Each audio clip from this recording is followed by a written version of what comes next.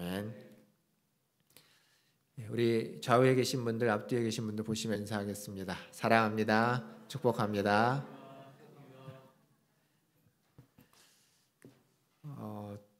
얼마 전에 했던 드라마 중에요, 그 400억이나 되는 돈을 써서 드라마를 제작했습니다. 근데 그 드라마의 주인공의 진짜 이름이 없습니다. 혹시 그 드라마를 아십니까? 모르시죠? 몇 년 전에 그 방영했던, 아마 보신 분들도 많을 텐데, 미스터 션샤인이라는 드라마입니다. 그 드라마는 400억이나 되는 큰 돈을 썼는데 그 드라마에 유명한 주인공들 이름이 나오죠. 근데 그 드라마의 진짜 주인공은 의병아무개입니다. 의병아무개. 이름이 없는 그냥 의병으로 불리는 사람들이 진짜 주인공이죠. 500년이나 되는, 드라마에 나왔던 대사 중에 그런 게 있습니다. 500년이나 되는 나라가 이어져 오면서 뭐 외란도 호란도 많았는데 그때마다 그것을 지키기 위해서 누군가 목숨을 걸고 싸운 나라, 그게 그때 조선이라는 나라였죠. 그리고 지금도 이 6월 달이 되면 그 호국 보훈의 달 해서 나라를 위해서 지키고 목숨을 바친 선조들을 기억하는 나라, 그게 우리 나라입니다. 그렇게 해서 우리나라가 이어져 오고 있는 거죠. 드라마에서 보면 이름도 없습니다. 그리고 그들의 어떤 얼굴도 누군가 알아주지 않습니다. 그저 그냥 의병으로만 불리는데 뭐 불꽃처럼 이렇게 자기를 사르고 다 사라져도 괜찮다고 생각하면서 그냥 역사에 의병이라는 이름 한 줄 남아있기를 바라면서 살았던 사람들의 이야기.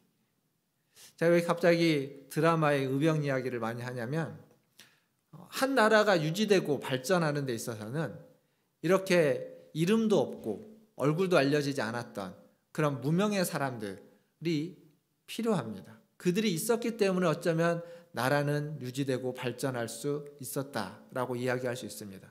물론 역사에 기록된 이름들은 다른 이름들이, 몇 명의 소수의 이름들이 기록되겠지만, 하지만 실제 그 역사를 이끌어온 데는 그런 사람들이 필요하고 그런 사람들이 있었기 때문에 그게 가능하다라는 사실입니다. 수많은 사람들의 피와 땀과 수고와 노고가 있었기 때문에 가능합니다. 그것은 역사만이 아니라 지금도, 현재도 마찬가지입니다.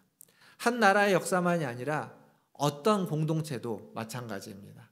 지난 시간도 그렇고 지금도 마찬가지고 앞으로도 마찬가지일 겁니다.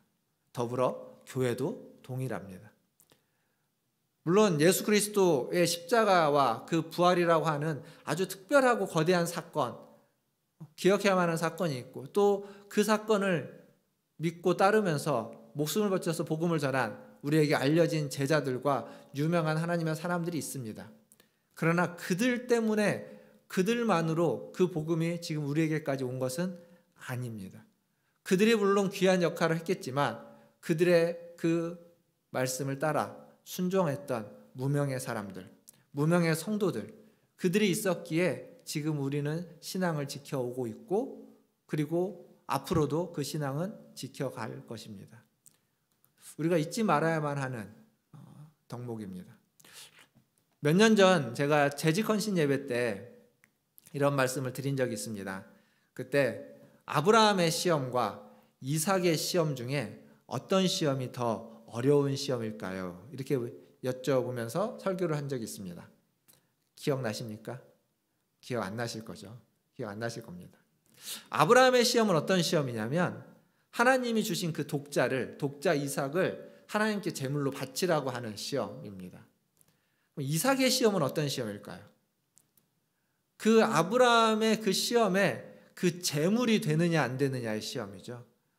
그때 이삭의 나이는 뭐 어림잡아 10대 후반, 즉 10대 후반이라고 하면 아버지, 나이 많은 아버지보다 기력이 더 있을 나이입니다.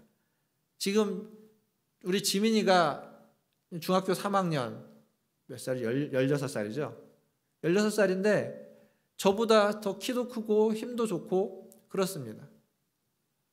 그러니까 아브라함이 이삭을 묶어서 잡아가지고 제물로 바치려고 할 때 이삭이 거부하면 아브라함이 어떻게 할 수 없습니다. 그걸 거부하느냐 아니면 따라가느냐, 순종하느냐, 그게 이삭의 시험입니다. 어떤 시험이 더 어려울까요? 어떤 시험이 더 순종하기 힘든 시험일까요? 사실 우리는 무엇이든 직접 하기를 원합니다. 간접적으로 하는 것보다는 내가 직접 하고 또 하나님의 말씀을 듣고 순종도 내가 직접 하기를 원합니다. 그렇게 놓고 보면 하나님이 직접 아브라함에게 말씀을 해서 아브라함에게 순종을 요구하는 시험, 반면 이삭의 시험은 그 아브라함이 순종하는 데 있어서 하나님이 직접 이삭에게 얘기하지 않았습니다. 그냥 아버지 아브라함의 판단에 자신의 목숨을 맡겨야 되는 시험입니다. 하나님이 하신 시험이 아니라. 어떤 시험이 더 어려웠을까요? 여러분이라면 어떤 게 더 어렵겠습니까? 어찌 보면 아브라함의 시험보다 이삭의 시험이 훨씬 더 어려운 시험입니다. 왜냐하면 직접 하나님이 나에게 그렇게 말씀하셨다면 그걸 내가 따른다는 건 하나님께 순종하는 게 되겠지만, 지금 아브라함이 나를 아버지지만 아버지인 아브라함이 하나님의 음성을 듣고 내게 이야기한 걸 따라간다는 건 혹시 아브라함이 잘못 판단했다면, 하나님의 음성을 제대로 못 들었거나 하나님의 뜻이 그게 아닌데 하나님 뜻을 오해했다면 이라는 그 가설 속에서 불확실한 것이 생기게 되는 거죠. 그래서 훨씬 더 어렵습니다. 사실 성도란 이런 어려운 시험을 통과한 사람들이라고 이야기할 수 있습니다. 여러분들 주일날 이 1시간만 설교를 듣지 않고 아마 수없이 많은 설교를 그동안 들어왔고 지금도 듣고 계실 겁니다. 그 설교 중에는 아주 위대한 설교 잘하시는 분들의 아주 은혜가 충만한 설교도 있고, 그러지 못한 무명의 설교자의 설교도 있을 겁니다. 그런데 그 수많은 설교를 들으면서 그 설교가 위대한 설교가 되느냐, 혹은 그 설교가 그냥 그렇고 그런 설교가 되느냐는 설교자에게 달려있지 않습니다. 사실은 설교자에게 달려있지 않습니다. 그건 듣는 청중에게 달려있습니다. 무명의 설교를 위대한 설교로 만드는 건 그 설교를 들은 청중들의 몫이고, 그 청중들에 따라서 무명의 설교도 위대한 설교가 될 수 있습니다. 반면 아무리 위대한 설교라고 하는 설교도 그냥 지나가는, 흘러가는 설교 한 편이 될 수도 있는 겁니다. 결국 하나님께 쓰임받는 사람이라고 하는 것은 어떤 사람들, 누구와 어떤 성도들과 함께 동역하고 함께 했느냐, 그 사역에, 그 일에 이름도 빛도 없이 그냥 수고했던 그 무명의 사람들이 얼마나 있느냐에 달려있다라고 말할 수 있습니다. 성도는 바로 그렇게 하나님의 일을 위대하게 만드는 사람들입니다. 앞에서 깃발을 들고 따라오라고 하는 그 사람이 위대한 사람이 아니라 그걸 보고 따라가는 사람이 진정으로 위대한 사람이고, 그게 바로 성도라는 직분입니다. 여러분이 가지고 있는, 제가 가지고 있는, 우리 모두가 동일하게 가지고 있는 직분, 성도라는 직분, 그 직분이 가장 위대한 직분이고, 하나님의 일을 하는데 그 누구도 소외되지 않고 내외되지 않고 모두가 다 함께 해야만 하는 귀한 직분이라는 거죠. 이 직분을 귀하게 여기시고 무명의 말씀도 유명의 말씀, 위대한 말씀으로 만드시는 우리 모든 성도님들 다 되시기를 주님의 이름으로 축원드립니다. 오늘은 예배가 마치면서 공동회를 통해서 직분자 투표를 하는 날입니다. 보통 교회의 일꾼을 세운다고 이야기하죠. 근데 저는 교회의 일꾼을 세운다는 것보다 하나님의 일꾼, 하나님 나라의 일꾼을 세운다고 이야기하고 싶습니다. 왜냐하면 이분들은 문화촌 제일교회 일꾼이기도 하지만 하나님의 나라를 확장하는 데 있어서 일을 해야만 하는 일꾼이기 때문에 그렇습니다. 그래서 교회에 충성하기 위해서, 교회에만 충성하기 위해서 세움을 입는 것이 아니라 그가 교회 밖에서 하나님의 백성으로, 하나님의 자녀로, 하나님이 주시는 직분을 받은 자로 살아감에 있어서 하나님의 뜻대로 하나님의 나라를 확장하는 그러한 일꾼이 되기를, 그렇게 충성되는 일꾼이 되기를 바라기 때문에 교회 일꾼보다 더 크게 하나님 나라의 일꾼을 세우는 그러한 시간이라고 이야기하고 싶습니다. 어찌되었든 이렇게 하나님의 일꾼, 하나님의 동역자를 세우는 시간이기에 직분에 대해서 조금 더 간략하게 좀 더 이야기해 보려고 합니다. 이 직분에 해당하는 사람, 어쩌면 모두가 다 성도라는 직분을 가지고 있다고 말씀드렸죠. 그리고 성도라는 직분을 가지고 있는 사람들 중에 몇 사람을 따로 떼어서 직분을 더 주는 겁니다. 그 말은 무슨 얘기냐면 사실은 모두에게 다 해당되는 이야기이지만 그 중에 하나님이 몇 사람을 선별했다라는 겁니다. 그래서 오늘 이렇게 읽었던 성경 본문을 보면 집사란 어떤 사람이냐라는 자격이 나옵니다. 자격이 나오는데 이것은 집사에게만 해당되는 것이구나가 아니라 우리 모두에게 해당되는 것이다 라고 보셔야 됩니다. 그리고 오늘 읽었던 본문 앞부분에 보면 장로, 감독이라고 되어 있는 이 장로에 해당되는 또 자격이 나옵니다. 근데 그것은 우리 모두에게도 해당되는 내용이다라고 우리는 성경을 읽어야 됩니다. 필요에 따라서 따로 집사를 세우고 필요에 따라서 감독, 장로를 세우는 것이지 그들은 그럴 만한 사람이 따로 있고 그리고 우리는 안 그래도 된다. 장로가 될 사람들만 이렇게 자격을 갖춰야만 되고 우리는 안 그래도 된다라는 게 아닙니다. 집사가 될 사람들만 이렇게 살아야 되고 우리는 안 그래도 된다가 아니라는 겁니다. 우리 모두가 그래야 되고 그런 중에 그 일을 위해서 몇 명의 사람들을 따로 세운다라는 거죠. 성경에 보면 오늘 우리가 읽었던 말씀에 집사라고 되어 있는 말이 헬라어로는 디아코노스라는 이야기입니다. 근데 이게 무슨 뜻이냐면 그냥 섬기는 자, 일꾼이라는 뜻입니다. 남녀의 구분도 없습니다. 남자에게도 여자에게도 동일하게 불려지고 동일하게 명명되는 단어입니다. 그래서 지금 우리가 오늘 안수 집사님과 또 권사님을 피택하게 될 것인데 구분이 없는 겁니다.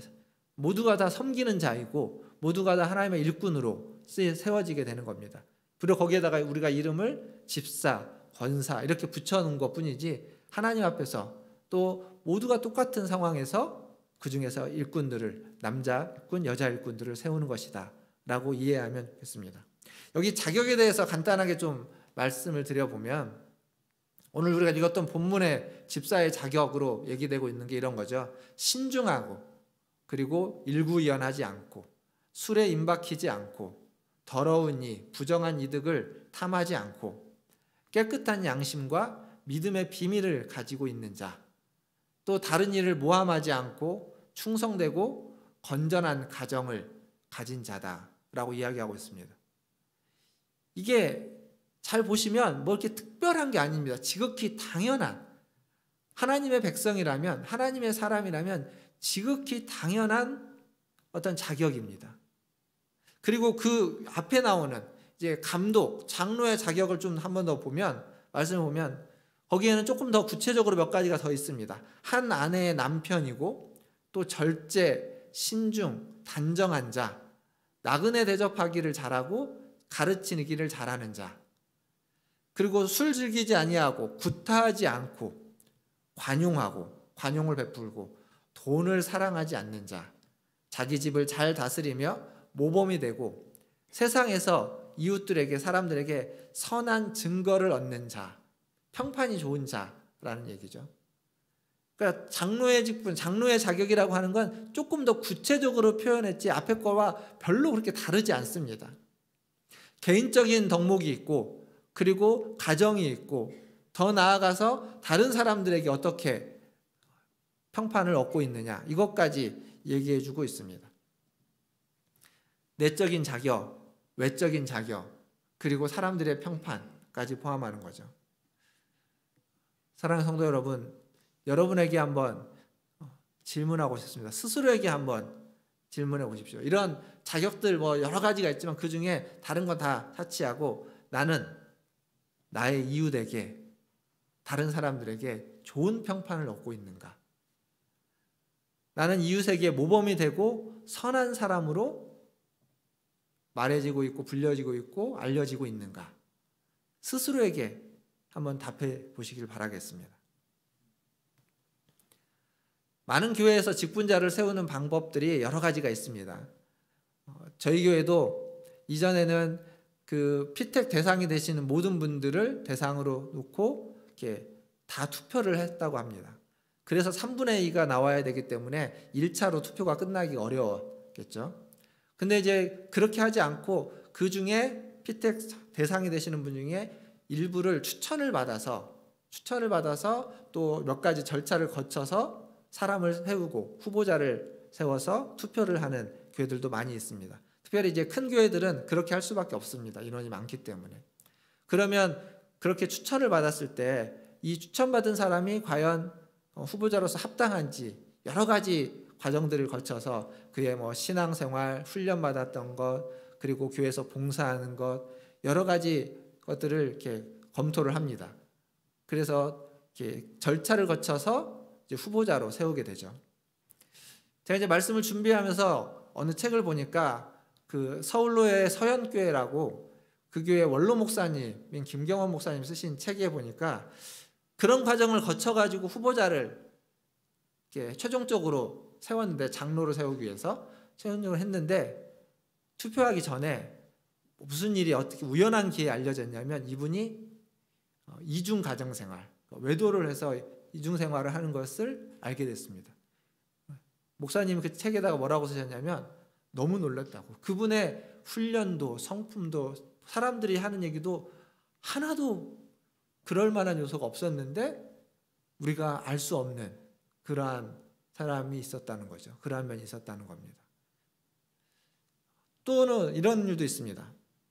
오랫동안 신실하게 재정위원으로 교회에서 헌금을 계수하는 봉사를 했던 장로님이 언제부터인지는 모르겠지만 그 헌금에 손을 댄 겁니다. 제가 부목사로 있을 때 경험한 일인데, 그 주중에 장례가 있었습니다. 교회를 다니셨던 홀로 계셨던 남자 집사님이 이제 하나님 부르심을 받았고, 그리고 그 장례를 잘 마무리했습니다. 근데 이제 그의 자녀들이 우리 교회를 다니지 않고 다른 교회를 다녔습니다. 근데 이제 장례를 다 마치고 난 다음에 교회를 찾아왔습니다. 주중에 찾아와서 아버님의 장례를 잘 치러줘서 너무 감사하다고 하면서 헌금을 내셨습니다. 교회 헌금을 내셨는데 이 헌금 액수가 꽤 컸습니다. 1,000만 원을 헌금하셨습니다. 1,000만 원을 헌금하시면서 한 가지 이제 부탁은 연말정산을 위해서 이걸 나중에 연말정산 때 해줄 수 있겠냐고 해서 그건 교회에서 해줄 수 있다고 해서 그분들의 이름을 이제 등록을 해놓는 거죠. 제가 이제 그 헌금을 받았고, 제가 그 받은 헌금을 사무장에 이제 주면서 이제 교회 재정에다가 이렇게 입금시켜 달라고 부탁을 하면서 연말정산을 위해서 이름도 등록해 달라고 부탁을 했습니다. 근데 이제 이게 그 다음에 이 재정 문제가 터졌는데, 그 장로님이 저를 불러서, 제가 담당 교구였거든요. 저를 불러서 이제 하소연을 하시는 겁니다. 자기는 그런 일이 없다고 하소연을 하시면서 이 얘기를 하시는 겁니다. 헌금을 1,000만 원 했다고 하는데 자기는 헌금 1,000만 원을 받은 적이 없다고. 제가 받았거든요. 그 1,000만 원 제가 받았는데, 그 10길 물속은 알아도 한 길 사람 속은 알 수 없다고. 그분이 굉장히 신사적이시고 굉장히 차분하시고 순박하신 분이셨습니다. 사업도 잘 하시고. 근데 알 수 없는 일입니다. 이게 직분자를 세운다는 것, 그리고 그 직분자가 그 직분을 계속 바르게 하나님 앞에서 하나님을 경외하면서 유지하고 간다는 것, 이건 어느 것도 사실은 담보할 수 있는 일은 아닙니다. 그래서 직분자를 세울 때 있어서 가장 중요한 덕목이 있다면 신앙도 중요하고 능력도 중요합니다. 자격도 중요합니다. 그러나 더 중요한 덕목이 있다면 그의 성품일 겁니다. 그의 성품. 신앙도 좋아야 되고 능력도 있어야 됩니다. 자격도 줘야 되죠. 그러나 성품이 좋지 않으면 그 신앙도 그 능력도 그 성품대로 표현될 수밖에 없습니다. 그래서 성품이 좋지 않다면 신앙도 그 능력도 좋지 않은 쪽으로 표현될 가능성이 얼마든지 있습니다. 지금 신앙이 옅어도 신앙이 좋아질 수 있습니다. 그리고 능력이 부족해도 그 능력도 얼마든지 고양될 수 있습니다. 그러나 성품을 바꾸는 건 굉장히 어려운 문제입니다. 성품이 제일 중요합니다. 근데 성품이 좋은지 안 좋은지 우리가 다 알 수 없지 않습니까? 그래서 또 우리에게 중요한 건 사람을 세울 때 있어서 사람이 원하는, 목회자가 원하는 혹은 당회가 원하는 사람이 아니라 하나님이 원하는 사람을 기다려야 되는 겁니다. 하나님이 원하는 사람을 세워야 되는 것이고 그것은 기다릴 수밖에 없습니다. 믿었던 사람이 기대에 부응하지 못하는 경우도 있고 또 믿지 않았던 사람이 임직자가 되면 직분을 받으면 기대에 훨씬 더 부응하는, 아니 기대하지 않았는데 훨씬 더 신실하게 그 직분을 감당하는 사람도 있습니다. 그러니까 사람을 세울 때는 지레짐작으로 세워서는 안 된다는 것이죠. 사람에 대해서 우리는 쉽게 평가하고 쉽게 판단 내려서는 안 될 것입니다. 그래서 해야만 하는 게 기도일 수밖에 없습니다. 내가 판단 내려서 이 사람이 되게 하면 좋겠다라고 결정해놓고 이 사람 되게 해주십시오라고 기도하는 것이 아니라 하나님이 세우고자 하는 분이 우리 교회에 그 일꾼들이 세워지기를 그렇게 기도할 수밖에 없는 겁니다. 우리의 판단으로, 우리의 선택으로 우리가 판단하고 선택한 사람이 되도록 기도하는 것이 아니라 하나님이 세우시기를.